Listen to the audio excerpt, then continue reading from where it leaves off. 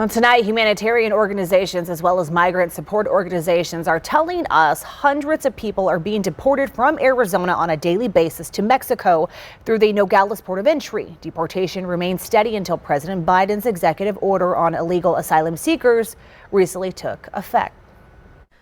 Daniel Munoz with the Red Cross Migrant Services is working to help migrants that have been deported from Arizona to Mexico. He says it's gone up, I think, double or a little more than double in comparison to the numbers we were seeing previously. It's inside these tents at the Mexican ports of entry that Red Cross paramedics have seen firsthand the impact of President Joe Biden's executive order that he signed last week. Munoz says they show up down and depressed because things didn't go well for them. They show up dehydrated and they're receiving help. According to the Red Cross, there are around 200 people that arrive daily in Nogales.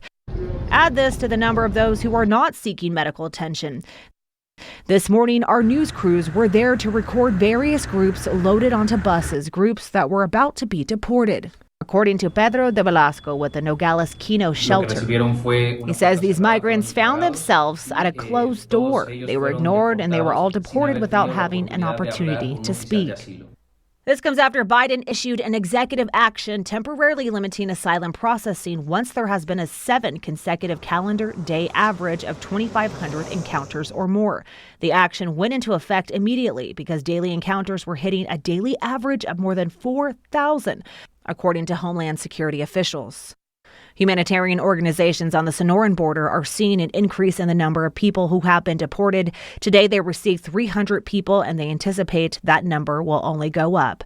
De Velasco says the day after it was announced, we started receiving here in Nogales hundreds of people, mainly families with small children.